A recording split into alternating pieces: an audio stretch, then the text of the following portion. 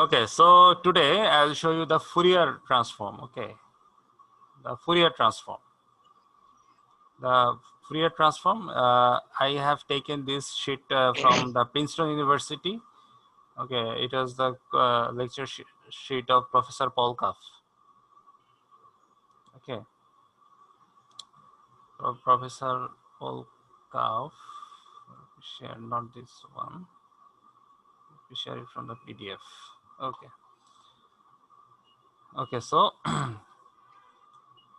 first of all, Fourier transform. So in this chapter, they have discussed about the properties of the Fourier transform, convolution and modulation, and periodic signals, and constant coefficient differential equations. Okay, so we'll see these things one by one. Okay, so first of all, the properties of the Fourier transform. What is the property? Linearity. So what is the linearity? Oh, and another thing, you have a book, I think. Okay, see this one. It is a textbook. I think I have uploaded Signals and Systems, second editions. Okay, Alan V. Oppenheim. Okay, Alan S. Wilsky. Hamid Nawab. It is a signal system textbook. You can check this one. See, linear time invariant systems. First of all, signal and systems, the basic things. Then the second chapter, linear time invariant systems.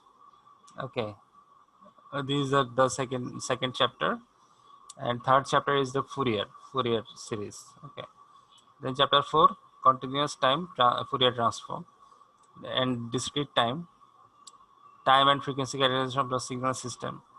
Okay, these things are there. Okay, so the Fourier transform, linearity, time shift, time scaling, conjugation, duality, and Parseval, convolution. These are the properties of the Fourier transform. Okay, so linearity. Linear combination of two signals is a signal of the form. Okay, say x1 and x2. So we can write this signal. A and B are coefficient. And linearity theorem means the Fourier transform is linear. That is given to. Sir আমার ফোনে charge নাই sir লো battery আচ্ছা যাও, ঠিক আছে, তুমি একটু অ্যাটেন্ডেন্সটা করে যাও, কারো বলে যাও, ঠিক আছে। So linearity theorem, sir sir sir sir হ্যাঁ স্যার অ্যাটেন্ডেন্স। বন্ধ হয়ে গেছে ফোন আচ্ছা তুমি ইনবক্সে দিও পরে, অসুবিধা নাই। So linearity theorem, the Fourier transform is linear. That is, given two signals, if you have the two signals x1 and x2 and two complex number a and b, then you can write this one. Okay, that is the Fourier transform. That means the frequency domain. Ax1 of t plus bx2 of t is equivalent to ax1 of j omega plus bx2 of j omega. Okay, so this follows from linearity of integrals.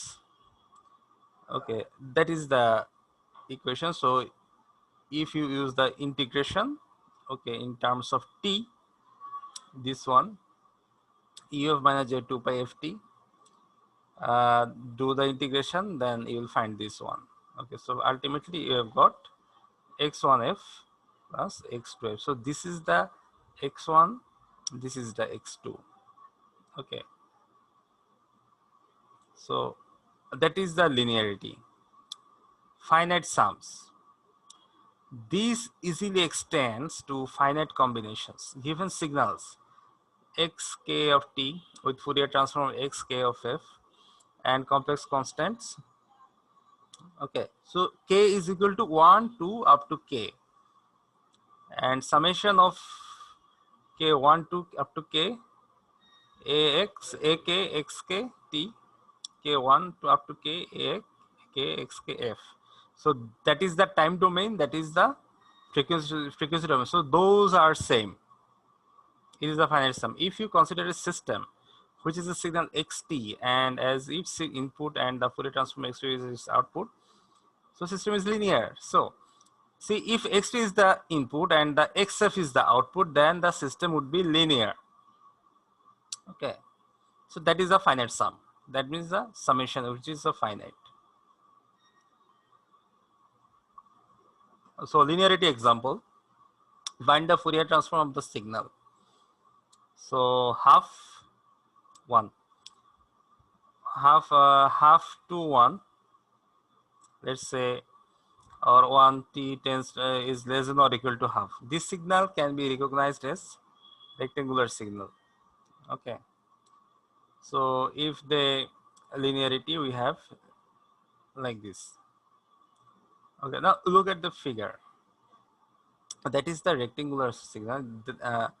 Rect signal. This is a sync signal. Okay, sync function. That is a sync function. This kind of signal. Okay, so that means uh, summation of two sync function and summation of two rectangular functions. So for the time domain, this is, for the frequency domain, this is. Okay, so these are same. According to this, these are same.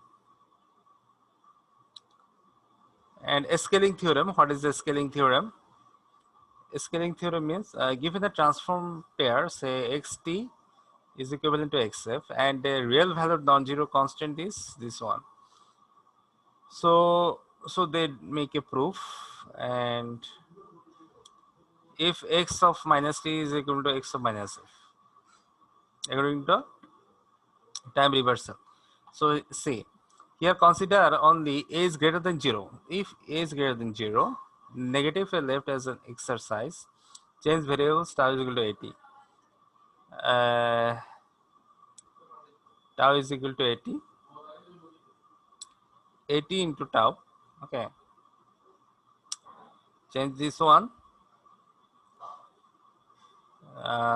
Then you will find this one here. If a is equal to minus 1, then x of minus t is equivalent to x of minus f. Okay, we have already seen that rectangular t by t is equal to t sin t f by the brute force integration. The scaling theorem provides a shortcut proof given. So okay, so we do not need to see the proof. Okay, we just let's take a look at the basic things. Okay, and see the rectangular function, sinc function is, so both are same. See, t by 5, this is a t by 5. Because see here, consider the Fourier transform pair of for a small t and large t, say t is equal to 1 and t is equal to 5. The resulting transform pairs are shown below to a common horizontal scale. It is the resulting. So first one for t equal to 1, then t equals to 5. See, rectangular t by t is equal to t of sin tf. So that is the, if you write the code in the MATLAB, then you will find this kind of figure. Okay. And scaling examples again, as another example, find the transform of the time reversal exponential x of t is equal to e to the power 80 u minus t. So this is exponential signal because e of 80. So just write the yt is equal to that, take it yt. Okay, with time scale by 1, if you put the 1, then so the Fourier transform is x of f is equal to y of minus f 1 by a, since a is here. Okay, minus it would be plus. Okay, so it would be the Fourier transform. Okay, some examples are there, take a look. As a final example which begins two Fourier transforms. Okay, I'll give you Fourier transform more briefly in an extra class. Okay guys, I think I have to take I have to take an extra class. Okay, I'll decide when I will take this one, because in the last week I have missed uh, due to internet problem. As a final example, okay, so two Fourier transform here. This signal can be written as like this. Okay, Linearity and time reversal yields. I divide this by 2. Okay, like this one. Much easier than direct integration. This is much easier than direct integration, I think. Okay, then complex conjugation theorem. This is the complex conjugation. So we do not need to see the derivation here. Just see the final output.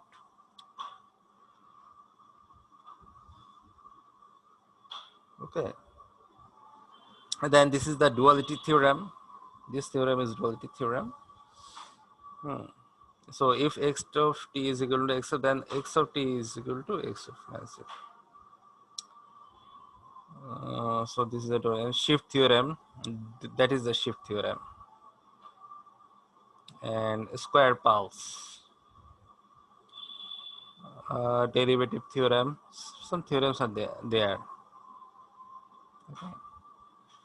Okay, now see. How do we know the derivative of the unit step function? The unit step function does not converge under the Fourier transform, but just as we use the delta function to accommodate periodic signals, we can handle the unit step function with some sleight of hand. Use the approximation that ut ef minus at ut for a small a. Okay. So find the Fourier transform of the signum or sine function. So they have said that to find out the Fourier transform of this one. Find the Fourier transform of the signum or the sine signum. So SGN t1 0 minus 1. So when t is equal to greater than 0, then it would be 1. When t is equal to 0, then it would be 0. When t is equal to less than 0, then it would be minus 1. So we can approximate ft by the signal. Let's say ft is equal to e minus e of minus at ut minus c of at u minus t. Okay, so let's take this one. Then the signal would be look like this. Okay, the as tends to 0, f of at signum t. See, f of at is signum t. The Fourier transform is, see this. So what is this? This is the, since it is negative, so it would be plus and j of 2 pi f. And since it is positive, so it would be negative minus j of 2 pi f.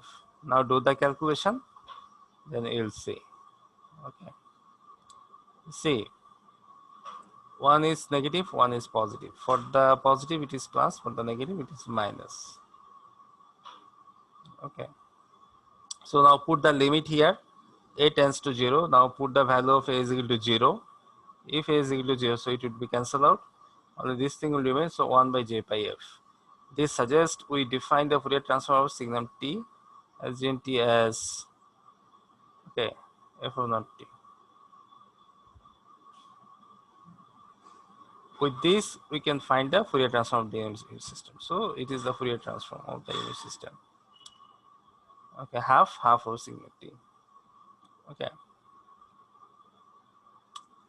ut is equal to, so what is the Fourier transform of this one? So it was the answer of the previous one. So ut is equal to half plus half of signum t, signum function. So say that is the signum t function, that is the ut function. The Fourier transform of this unit step. So this one half of, so signum t 1 by j pi f, half is the delta f. So half of delta f plus 1 by j pi f. Okay. So they draw like this. And Parseval's theorem, this is another one. So we can skip this one up for the time being. Okay, now convolution theorem. Okay, what is the convolution? The convolution is the time domain is equal to multiplication in the frequency domain. That is equivalent to multiplication in the frequency domain. This can simplify evaluating convolutions, especially when it's cascaded. This is how most simulation programs that example MATLAB compute convolutions using a 51st Fourier transform. The convolution theorem is given two signal x1t and x2t with Fourier transform x1f and x2t, the 2f. So multiplication in the time domain is equivalent to multiplication in the frequency domain. That is the convolution in the time domain. That is the convolution which is multiplied in the frequency domain. Convolution in the time domain is equivalent to multiplication in the frequency domain. Okay.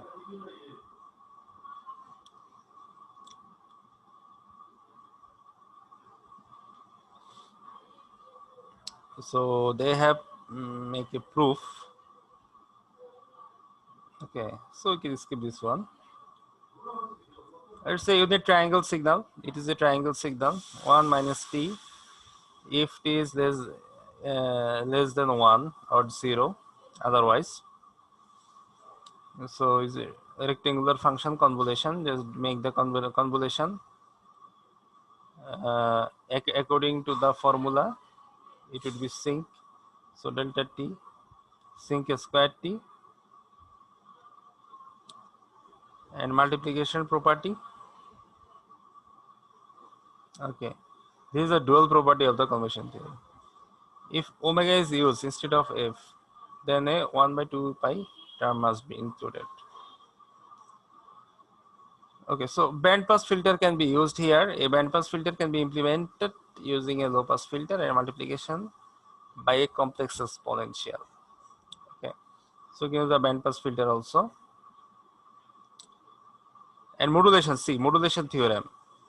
Given a signal xt with a spectrum xf, so if you have the signal xt and if you have the spectrum xf, so xt of ej 2 pi f naught t is equivalent to x of f minus f naught. So xt cos 2 pi f naught t, half of x of f minus f naught plus x of f plus f naught, or xt sinc 2 pi f naught t is equal to 1 by 2 j x f minus f naught minus x f plus f naught. Okay, so modulating a signal by an exponential shifts the spectrum in the frequency domain. This is a dual to the shift theorem. It results from interchanging the roles of the t and f. Okay. And see the modulation. I think, do you have done the course communication, the fundamental of communication? I think you have not. Right. You need to complete this one.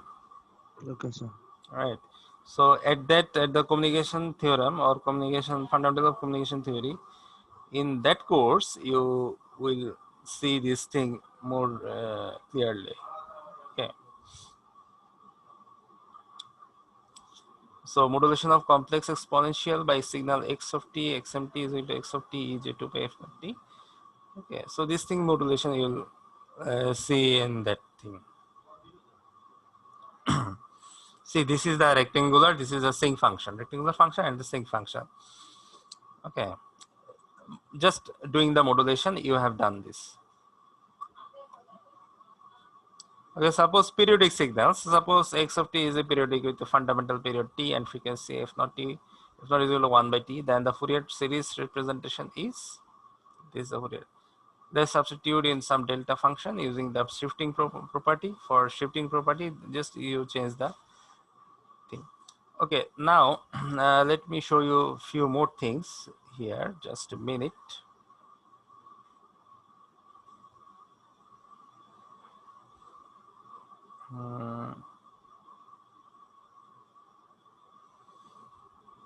Okay, so some notes. So convolution is one of the primary concepts of linear system theory.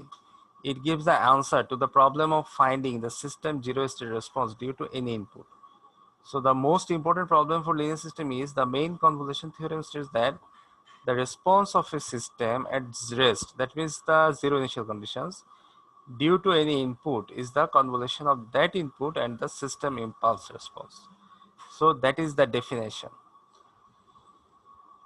the response of a system at rest. That means when the system is at rest, that is zero initial condition, due to any input is the convolution of that input and the system impulse response. Okay. The main convolution theorem is applicable for j omega s and z domains. That is, it is applicable to both continuous and discrete time linear systems. Okay. So convolution of continuous time signals. See this. That is the convolution. The continuous time convolution of two signals. So we have the two signal, f1 of t and f2t. Then convolution is would be like this: mass infinity to infinity, f1 tau multiplied by f2 t minus tau d tau. The t is the range of the t is minus infinity to infinity. In this integral, tau is a dummy variable of integration and t is a parameter. Okay. So signal duration, the, the, the duration of a signal fit is defined by the time instance ti and ti for which for every t outside the interval, the signal is equal to 0. So that is fit is 0t is not equal to tit. Signals that have finite duration are often called time limited signals. For example, rectangular and triangular pulses are time limited signals, but ut, sin t, cos t have infinite time durations. Okay, these are the infinite time duration it has. So, so convolution theorem has some property like commutativity, that is one property. Okay, distributivity, that is the distributivity property, associativity, and duration. See the duration here. Let the signals f1t and f2t have the duration respectively defined by the time integrals t1 t1 and t2 t2. So according to the duration f1 tau, that is the dummy time. But that is, these are the ranges of t. When 0, when t when t1 plus t2 is greater than or equal to t, then it would be 0. When t1 plus t2 is greater than or equal to t, is t1 plus t2, like this. Okay. And time shifting, ft is equal to f1t, f2t, convolution of f2t, then convolution of shifted signal. So this is the shifted signal convolution. Okay. And continuity, this property simply states that the convolution is a continuous function of the parameter t. Okay, it is a continuous function.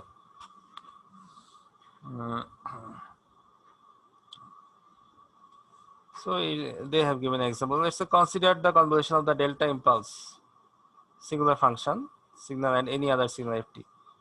So convolution of this signal, what would be the ft convolution of delta t? Okay, based on the shifting property of the delta impulse signal, we conclude that f of t to delta t is equal to ft. Okay, so another one we have already seen in the context of the integral property of the Fourier transform, that the convolution of the unit step signal with a singular function produces a function's integral in the specified limits, that is ft convolution of ut state function. Okay, it's a step input, this one f tau d tau minus infinity to t. Okay, f tau d tau, it would be f tau d tau. Note that ut of t minus t is for tau is greater than t, it would be 0. Step function would be 0 if tau is greater than t. If tau is greater than t, then it would be 0. And another example, consider the convolution. This is the consideration. Okay, sin t minus tau. We will evaluate the both integrals. We will evaluate the both integrals to show the difference in the computations required. The first convolution integral produces the first one. First one produces e of minus t ut convolution of sine t. So it would be e of minus t minus infinity to t e tau sine tau d tau. Now put the value here. Half a t by 2 sine t minus cos t minus 0, like this. Okay. And graphical convolution, you can uh, show the convolution graphically. Now see this one, how to do this. Okay, apply the convolution duration property to identify intervals in which the convolution is equal to 0. A step to flip about the vertical axis one of the signals, the one that has a simpler form, since the commutativity holds. That is, the represent one of the signals in the time scale minus tau.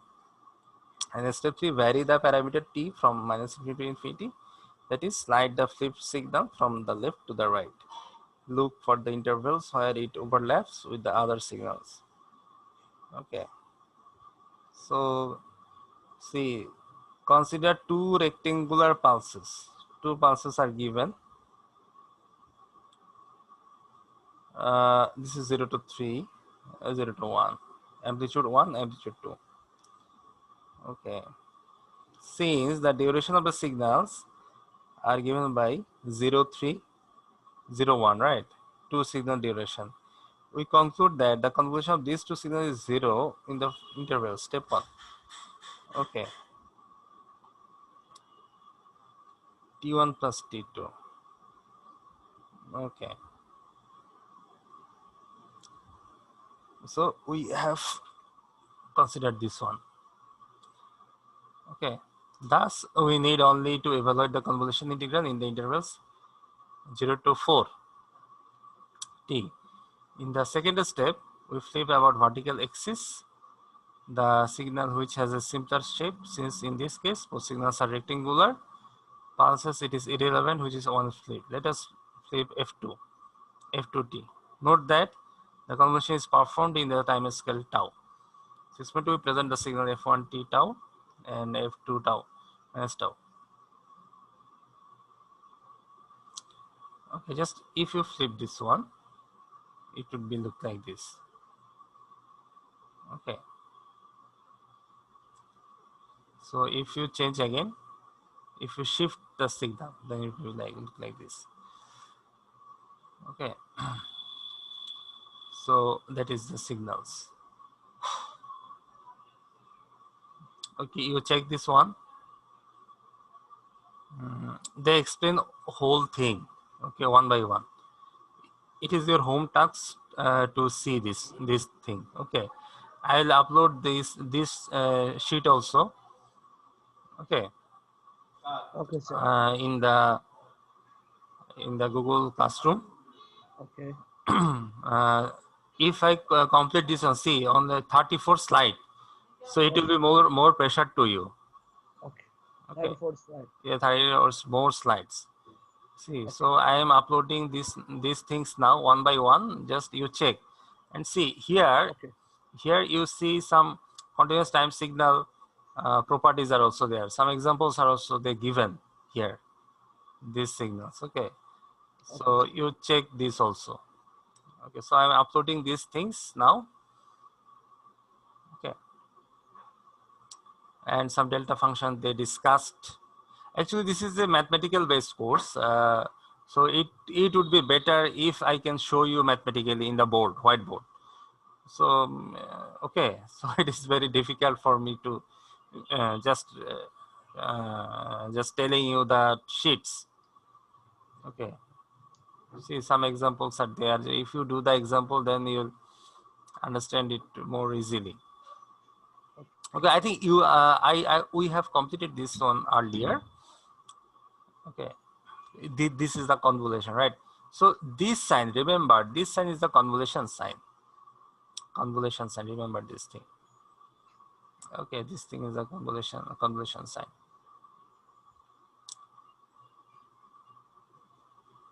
Okay, so let me take the attendance. Okay.